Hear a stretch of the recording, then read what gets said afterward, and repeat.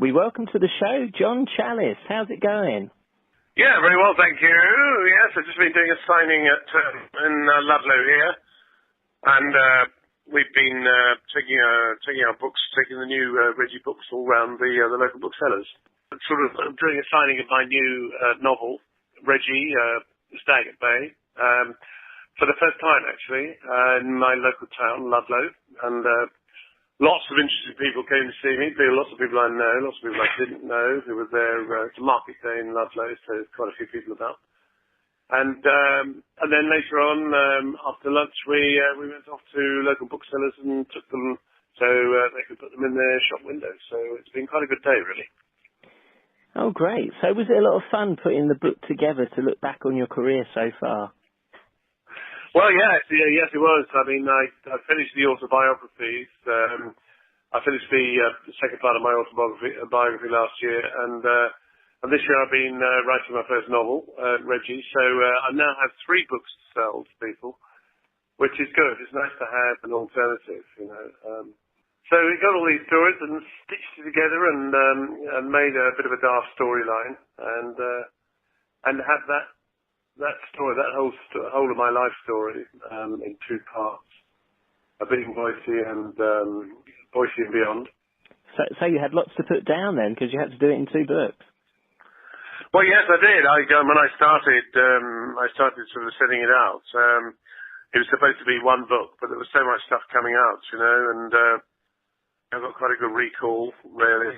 Having been in the business for over 50 years, you know, that's quite a lot. You know, and I've been around the world. So how long did it take you, roughly, to get everything together and get it all done?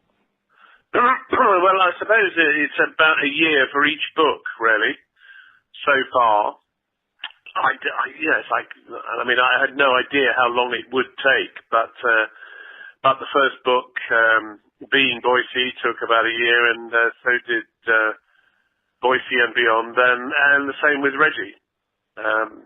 Boycie Beyond is a bit of a longer book, but so I thought, God, I must finish this. I must get up to the present day, you know. But it's been quite easy, really, as I say, because I've got so many memories, and I've always written stuff down. You know, I've written a couple of plays as well in past history, and one of which has been done in about four different countries. You know, so. As I say, I'm always observing things and listening and writing stuff down that I hear and little characters and so on. And it's very interesting how stories develop, you know. Great. So when was the first moment you thought about being an actor? Well, I suppose you know, in my autobiography, I was thinking about that. That was one of the things about an autobiography. It makes you sort of think about parts of your life which you sort of pushed aside, I suppose. And I suppose I always was, you know. When I was a kid, I was always mucking about being cowboys and Indians and pretending to be this and pretending to be that. And I always had a facility to mimic people, you know, and so I was always pretending to be other people right from a very early age for some reason, and it was the most natural thing in the world to be in all the school plays, you know, and then do a bit of amateur theatre, and then go out on the road, you know, with a children's theatre, travelling from town to town, and then going to repertory and so on, you know. I guess I always was going to do it. Do you think then it's something you're born with, and then you have to really want it, though, don't you? Yes, I think so. I think it is something that you're born with, you know. I mean, I think it's certainly in my case. But, of course, it is tough, you know. At any one time, there's over 80% of actors out of work, you know, which is an extraordinary statistic, really, if you think about it. And, of course, you know, when you're very young, people warn you against it, and they say, oh, you'll spend a lot of time out of work. And I thought, oh, that sounds attractive. And I wasn't really looking to work too hard, you know. No. But it's true. I mean, you go through bad times, and it comes good again. But you've got to stick with it. As Delboy would say, you know, it makes sense. Yeah, and that's quite a nice link. When you first got the part of Boycie in Only Fools and Horses, did you Yeah. realise you were onto something special? No, I didn't at all. I'd been in the previous John Sullivan series, Citizen Smith, and he said he liked what I did. I played a sort of bent copper in that one, and I said, well, that's very nice of you to say so, but I didn't know anything else was going to happen. And the following year, then I was busy flirting with America, right? Because I'd done a couple of plays in America, and I thought that's where the future lay. And my agent's going mad, trying to find me, saying, "You've just been offered this part in a new comedy series. You know, it's the same people we worked for before. You're going to come back and do it." And I'd run out of money, so I thought, oh, well, I'll just do one more thing. And that was it. It was an episode of the first series of Only Fools and Horses, and it was just one scene, one day's filming, and when I got the script, it made me laugh, straight away, and I thought, oh, I really would like to do this part, and I did that, and it was funny, and I met David and Nick, and so on. Nobody said anything. Nobody said anything about the character continuing in the show, and so I sort of forgot about it. In the following year, what was that? I suppose I was at the National Theatre then, doing a play at the National Theatre, for heaven's sake, and they said, oh, come and do an episode in the second series of Only Fools and Horses. So off I went, and this time the character was featured quite heavily in a show called Losing Streak, and Boycie had to play poker with Dell. Oh, I remember that one. And it's been shown quite a lot recently, I think, and a lot of people's favourite one of people's favourite shows. And then it went on, and the third series came along, and would I do another episode? And I said, well, yeah, I'm having such a good time. It's such a funny show. Of course I will. So I grew from there. And it wasn't until about 1985, I suppose, about the fourth year we'd done it. You thought, this really does look good. It looks like it's got legs, A lot of people were coming up to you in the street and so on, and you thought, we're really onto something here. And luckily, of course, it went on all through the 80s, right up until a few gaps. But the last shows were 2001, which is 20 years. Amazing. Incredible. Yeah. Fantastic show, and one of the most successful TV shows ever. And there was even talk about them scrapping it at one point, wasn't there, after the first series? Yeah, that's right. Because it didn't. The first series actually didn't do very well for those days. There were only 3 channels on the telly, and I think it did about 6 or 7 million or something. Which today would be very good, but in those days wasn't considered very good at all. And so they sort of put it on the back shelf somewhere. And it looked, and they've forgotten about it. But then there was a strike at the BBC, and they had to repeat stuff. So they thought, we'll just put this out again, And they put it at a different time, different place, and the word of mouth had got around, and the figures went up by about 2.5 million. And they thought, hello, something. Perhaps we're going to do a second series. So, it could, I don't know. No way of knowing, but it could have happened that it might have got completely forgotten after that first series, which is an extraordinary thought, really. Yeah. Because it changed everybody's life, really. Particularly the performers, It was a wonderful, wonderful thing to be involved in. Very lucky, really. So what was it like to work with John Sullivan? What was he like to work with? Well, he was a great perfectionist, John. He would work very often the scripts were very late.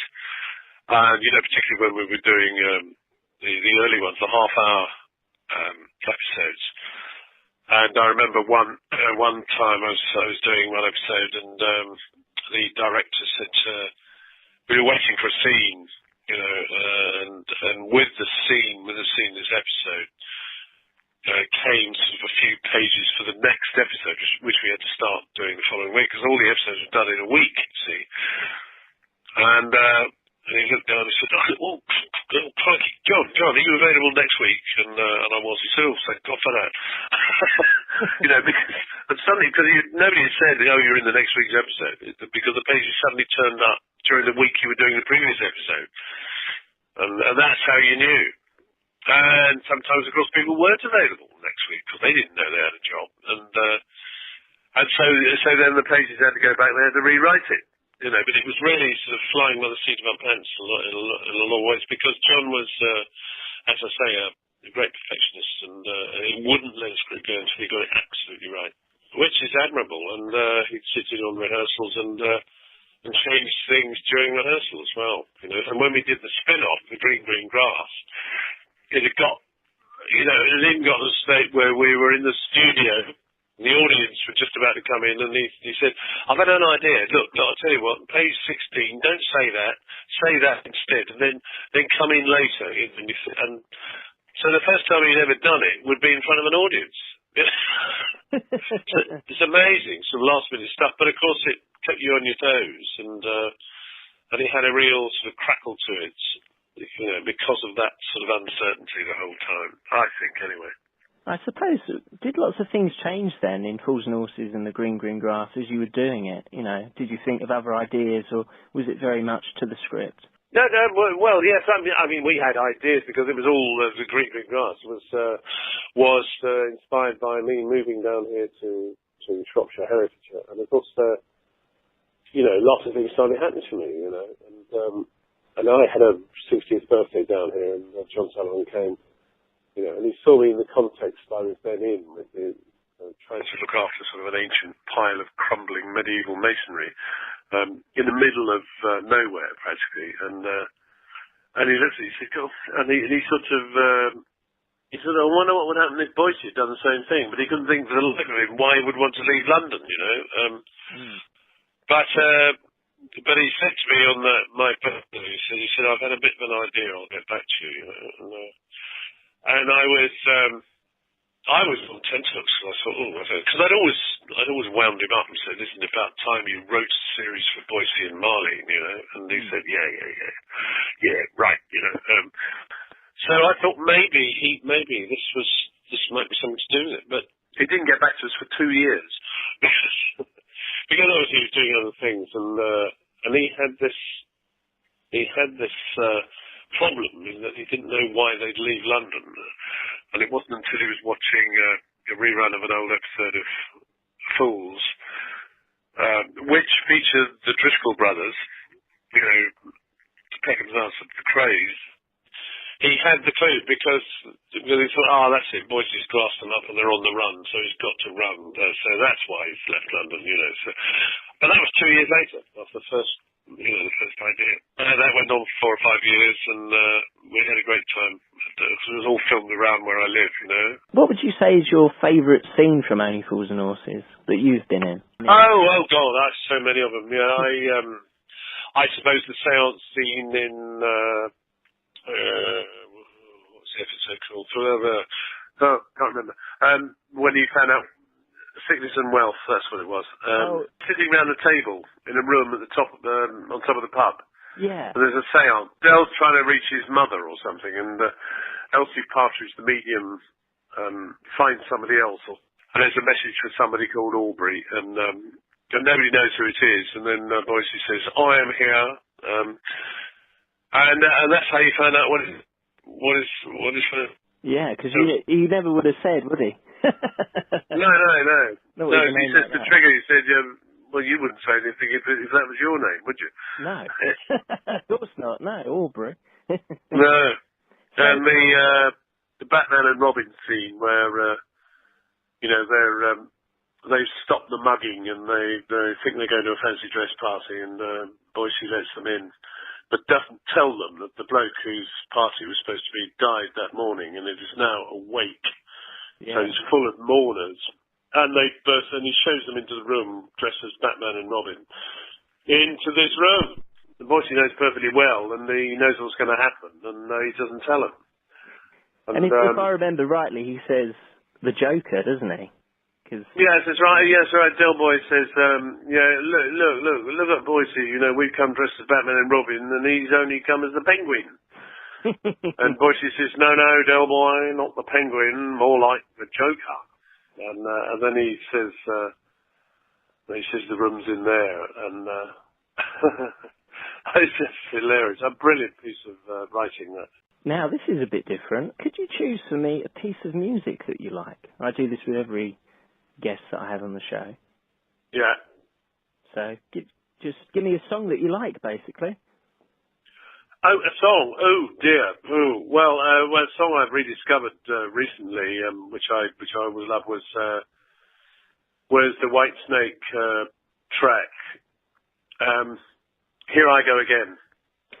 Oh, okay. Yeah, I know that one. And something I always liked, and I suddenly rediscovered it, and now I play it all the time again. We went to see David Coverdale and Whitesnake here in Birmingham quite recently, and it was fantastic. He was in really good form, and he tweets us regularly, and he's now in Buenos Aires.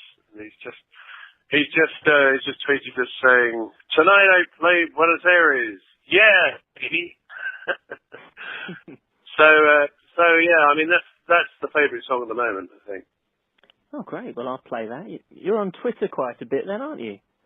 Yes. I'm trying to Twitter as much as I can. Well, I think it's a great thing to tell people, where you are, what's happening, and so on. And of course, and to talk about the book is a great way of trying to market the books, Yeah. And it's worked very well with the autobiography. So I'm hoping that it'll work with Reggie as well. And I mean, anybody who wants to get in touch, it's wigmorebooks.com. That's our publishing house. We published it ourselves. And the Twitter site is @BeanBoycie. So come and follow me on Twitter, because we have a lot of laughs on that, I must say.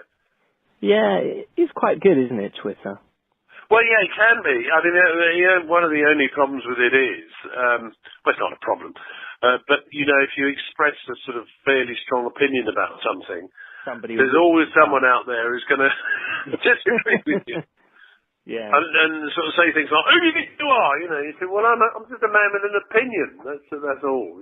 Yeah, that's the problem. Yeah, you can't have an opinion on You it. can't. You mustn't get too heavy about things, because you can get into quite a spat with people. And there are some very silly people out there who keep doing silly, just abuse people. Yeah. Very, very, very rude messages to people. So I don't agree with all that, but I just try and stay away from it, really. What are your plans for the future? Are you going to keep writing books, or? Oh yeah, I got lots more stories. I sort of already got a story for the next book, for the next Reggie book. I had a whole series of Reggie books, you see. So this one's called Stag Bay. I'm not sure what the next one is going to be called, but I've sort of got the main storyline and a few backstories as well. But I've obviously got to flesh it out a bit more.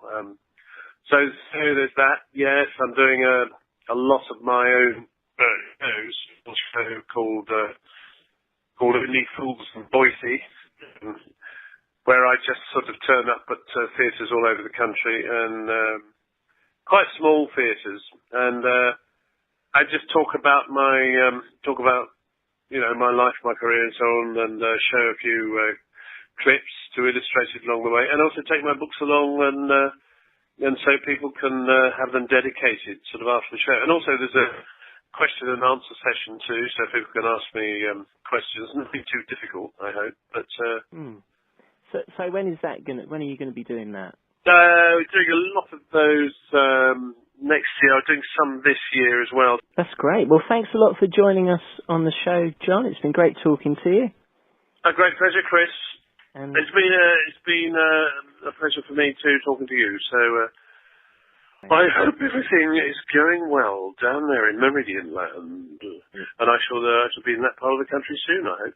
Yeah, well, we hope so. And thanks, for all over the years, because there's many people who love Only Fools and Horses and love your character. I know, it's amazing. It's phenomenal, isn't it, the way it's lasted, and all generations seem to pick up on it. It's extraordinary, really. I was talking to some people today, and there's some who came along with a couple of young kids, and they're potty about it, absolutely potty about it. I mean, I said, "Oh, is it all those television shows?" She said, "No, it's only Fools and Horses. They really love the characters." And so it's very good. We're very proud of it. That's what's great about it, though, isn't it? Because young kids like it, older people like it. It's really... Yes, the whole families introduce their kids to it, and then they grow up, and it's amazing. Absolutely amazing.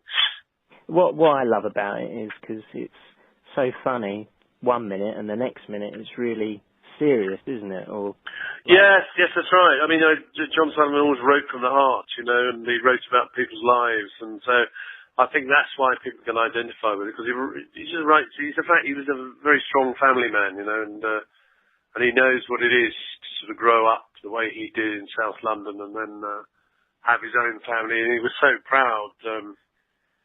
One of the last times I spoke to him before he died, he just got his first grandchild, you know, and he just said, "Oh God, compare with that. I mean, I think that is, you know, it's just wonderful." He was so over the moon about it.